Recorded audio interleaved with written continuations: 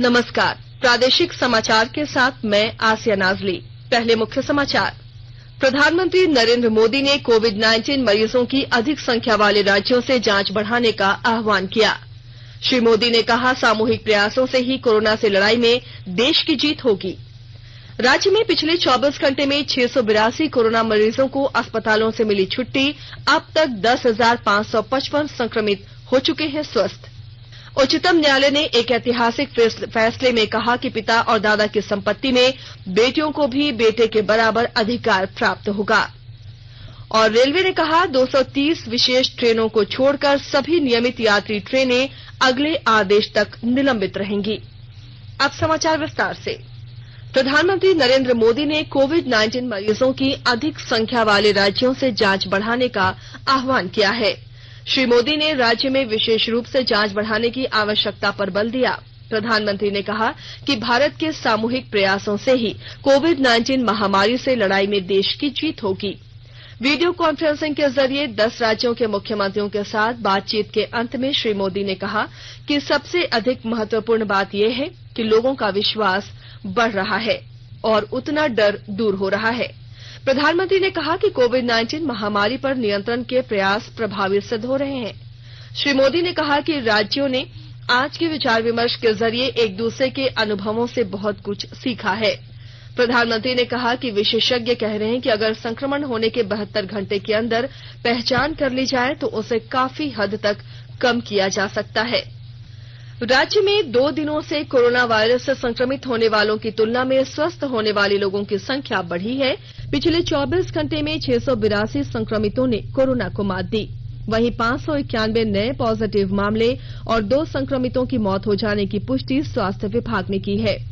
कोविड-19 से स्वस्थ होने वालों में सबसे ज्यादा गिरिडीह के 133, रांची के 69, पश्चिमी सिंहभूम के 68, गोड्डा के 52, दुमका के 40, रामगढ़ के 38 और देवघर तथा पलामू के 33 लोग शामिल हैं। वहीं इस दौरान सर्वाधिक पूर्वी सिंहभूम से 150, पलामू से 128 और रांची से 103 संक्रमित मिले हैं। इस तरह राज्य में अब कोरोना संक्रमितों की कुल संख्या बढ़कर 19,769 हो गई है। इसमें 8,720 सक्रिय मामले हैं, जबकि स्वस्थ होने वालों की कुल संख्या 10,555 और मृतकों की कुल संख्या 194 है। राज्य में कोरोना से स्वस्थ होने की दर बढ़कर 54.21% हो गई है।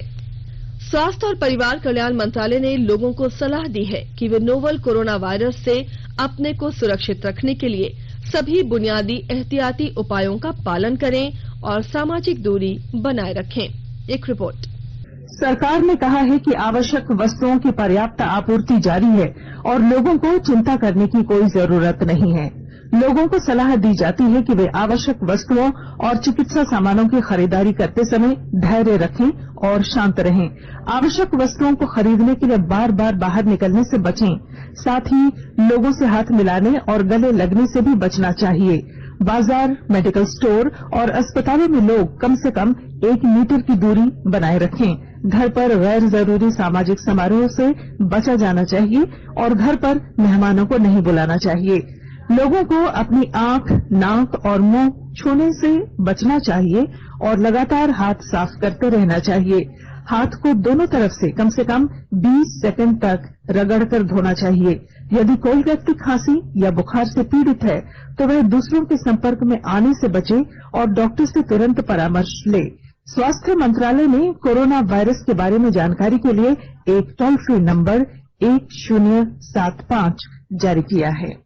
इधर राज्य सरकार की ओर से भी कई दिशा निर्देश जारी किए गए हैं। इस सिलसिले में सरकार ने हेल्पलाइन नंबर 181 जारी किया है। सरकार ने कहा है कि कोरोना वायरस से संदिग्ध तौर पर संक्रमित कोई व्यक्ति पाया जाता है तो इसकी सूचना 0651 जो रांची का कोड है और टेलीफोन नंबर 2261-000 तथा 2261-002 के अलावा फैक्स नंबर 2261-856 और मोबाइल नंबर 9955837428 पर दी जा सकती है।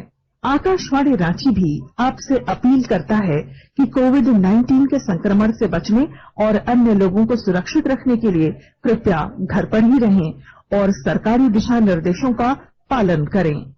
राज्य सरकार ने कोविड अस्पतालों में ड्यूटी कर रहे चिकित्सकों और स्वास्थ्य कर्मियों के आइसोलेशन और क्वारंटीन को लेकर नए दिशा निर्देश जारी किए हैं।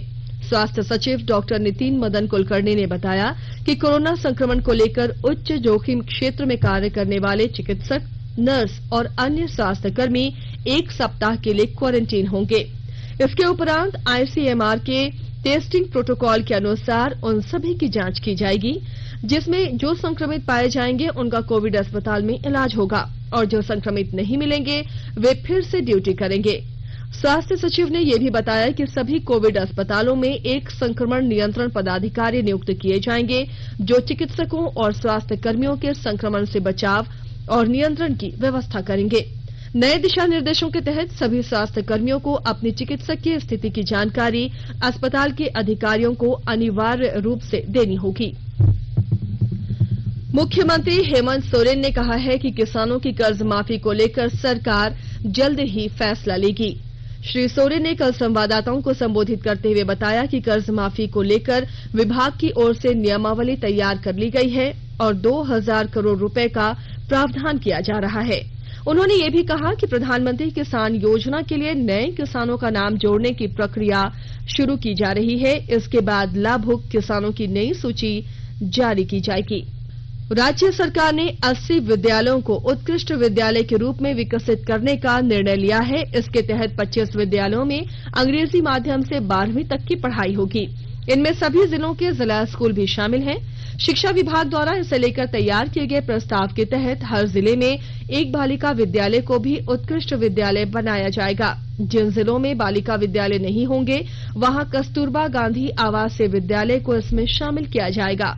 इसके अलावा सभी नगर निकाय क्षेत्रों में एक एक विद्यालय को उत्कृष्ट विद्यालय के रूप में विकसित करने की योजना है।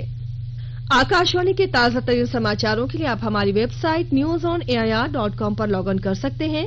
ताजा समाचार Twitter handle @AIR news alerts और Facebook page all India radio news पर भी उपलब्ध है।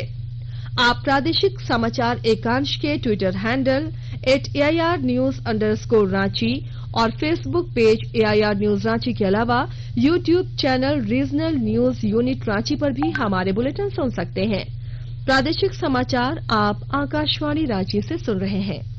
उच्चतम न्यायालय ने एक ऐतिहासिक फैसले में कहा है कि 1956 के कानून के संशोधन के अनुरूप पिता और दादा की संपत्ति में बेटियों को भी बेटे के बराबर अधिकार प्राप्त होगा। न्यायमूर्ति अरुण मिश्रा, एस अब्दुल नजीर और MR शाह ने हिंदू उत्तराधिकार कानून में संशोधन के संबंध में उच्चतम न्यायालय की विरोधाभासी व्याख्या के कारण पैदा हुए भ्रम को दूर करते हुए कहा कि पिता जीवित हों अथवा ना हो, लेकिन 9 सितंबर 2005 के पहले जन्मी बेटियां भी संपत्ति में बराबर की हकदार हैं। हिंदू उत्तराधिकार कानून इसी दिन से लागू किया गया था। उच्चतम न्यायालय ने कहा कि अधिनियम की धारा 6 के तहत प्राप्त समानता के अधिकार से बेटियों को वंचित नहीं रखा जा सकता। रेलवे ने कहा है कि 230 विशेष ट्रेनों को छोड़कर बाकी सभी नियमित यात्री ट्रेनें अगले आदेश तक निलंबित रहेंगी। रेलवे ने यह भी कहा कि विशेष ट्रेनों में यात्रियों की संख्या पर नियमित नजर रखी जा रही है और जरूरत के हिसाब से और विशेष ट्रेनें चलाई जा सकती हैं। गौरतलब है कि कोरोना संकट को लेकर लागू लॉकडाउन के समय से ही नियमित यात्री ट्रेनों का परिचालन बंद है। गिरिडीह जिले में स्वच्छ भारत मिशन के तहत मिशन मोड में शौचालयों का निर्माण किया जा रहा है। शौचालय निर्माण में उत्कृष्ट प्रदर्शन करने वाले प्रखंड पुरस्कृत किए जाएंगे। विस्तृत ब्यौरा दे रहे हैं हमारे संवाददाता। स्वच्छ भारत मिशन के तहत बन रहे शौचालयों को पूरा करने के लिए गिरिडीह डीसी राहुल कुमार सिन्हा ने सभी बीडीओ को बेहतर कार्य योजना बनाकर मिशन मोड में कार्य करने का निर्देश दिया है। डीसी ने कहा है कि उत्कृष्ट प्रदर्शन करने वाले प्रखंडों को जिला प्रशासन पुरस्कृत करेगा। गिरिडीह जिला में छूटे हुए 34,000 शौचालयों का निर्माण NOLB के तहत किया जा रहा है, जिसमें से 10,000 शौचालय बनकर पूरी तरह से तैयार है। डीसी ने बताया कि कोविड-19 महामारी को देखते हुए सुरक्षा के मानकों का पालन करते हुए शौचालयों का निर्माण किया जा रहा है। रमेश प्रभाकर, आकाशवाणी समाचार, गिरिडीह। गोड्डा जिले के सभी पंचायतों में चल रहे गंदगी मुक्त भारत अभियान के तहत लोगों को कोरोना महामारी से बचाव और रोकथाम को लेकर जागरूक किया जा रहा है। दीवारों पर पेंटिंग और स्लोगन के माध्यम से स्वच्छता और साफ सफाई के बारे में बताया जा रहा है, जिसमें महिलाओं की बढ़ चढ़कर भागीदारी है। चाईबासा में स्वतंत्रता दिवस पर आयोजित होने वाले मुख्य समारोह में कोरोना की रोकथाम को लेकर बेहतर कार्य करने वाले चिकित्सकों, नर्सों, स्वास्थ्य कर्मियों, सफाई कर्मियों और अन्य कोरोना वॉरियर्स को सम्मानित किया जाएगा। जिले के उपायुक्त अरवा राजकमल ने बताया कि बेहतर कार्य करने वाले कोरोना वॉरियर्स का चयन करने के लिए 3 सदस्यीय समिति का गठन किया गया है। साहिबगंज जिले में गंगा नदी का जलस्तर तेजी से बढ़ रहा है। इस वजह से दियारा क्षेत्रों में बाढ़ का खतरा मंडरा रहा है। जिले के उपायुक्त और अपर समाहर्ता सह आपदा प्रबंधन प्रभारी ने दियारा प्रभावित क्षेत्रों का जायजा लिया। उन्होंने बताया कि इलाके में गंगा नदी खतरे के निशान से 39 सेंटीमीटर ऊपर बह रही है। ऐसे में लोगों को दियारा क्षेत्र से निकालकर सुरक्षित क्षेत्रों में ले जाने की तैयारी चल रही है। खूंटी में अफीम माफियाओं के खिलाफ पुलिस को बड़ी सफलता मिली है। जिले के मारंगहदा से रांची लाए जा रहे लगभग 6 लाख मूल्य का अवैध अफीम के साथ 3 तस्करों को पुलिस ने गिरफ्तार किया है। अफीम तस्करों के पास से लगभग 2 लाख रुपए नकद भी बरामद किया गया है। पुलिस अधीक्षक आशुतोष शेखर ने बताया कि गुप्त सूचना मिलने के बाद पुलिस ने छापेमारी कर अफीम के साथ तस्करों को पकड़ा। और आइए अब सुनते हैं राज्य के प्रमुख अखबारों ने किन खबरों को प्रमुखता से प्रकाशित किया है। राज्य से प्रकाशित होने वाले सभी अखबारों ने आज कोरोना संक्रमण को लेकर प्रधानमंत्री नरेंद्र मोदी की राज्यों के मुख्यमंत्रियों के साथ हुई बातचीत, रूस में कोरोना वैक्सीन के लॉन्च होने और पैतृक संपत्ति में बेटों के बराबर बेटियों के हक को लेकर सर्वोच्च न्यायालय के फैसले की खबर को प्रमुखता के साथ प्रकाशित किया है। दैनिक भास्कर ने 1 करोड़ रुपए के लिए बीआईटी मेसरा के छात्र का अपहरण कर हत्या करने के 5 आरोपियों की गिरफ्तारी और 4 सीआईएसएफ अफसर और जवानों द्वारा प्लाज्मा डोनेट करने की खबर को प्रमुखता के साथ पहले पन्ने पर प्रकाशित किया है। प्रभात खबर ने रांची के जिला शिक्षा पदाधिकारी के कार्यालय में नियुक्ति को लेकर निकाली गई फर्जी वैकेंसी की खबर को पहले पन्ने पर जगह दी है।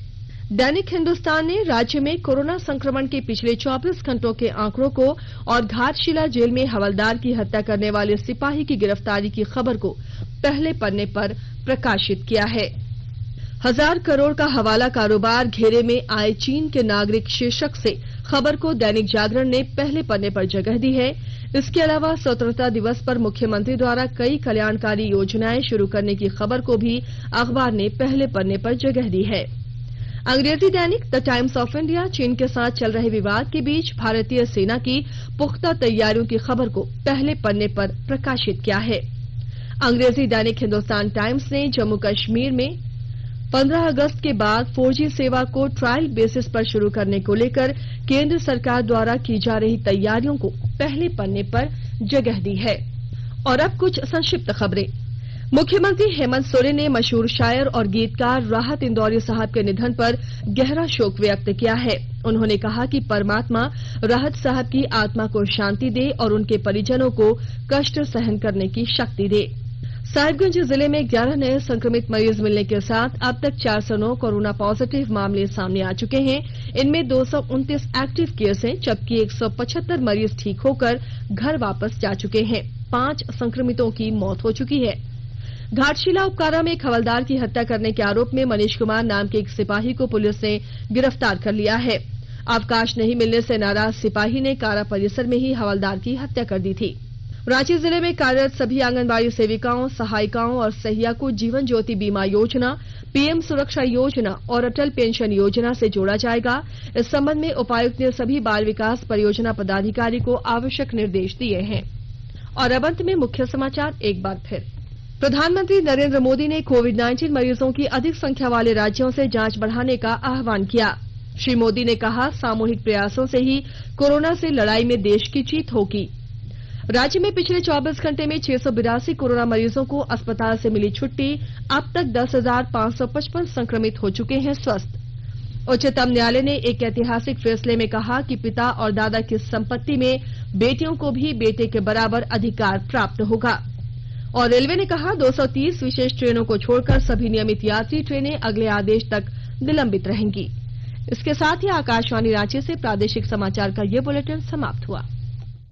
घर में रहिए, सुरक्षित रहिए और सुनते रहिए आकाशवाणी।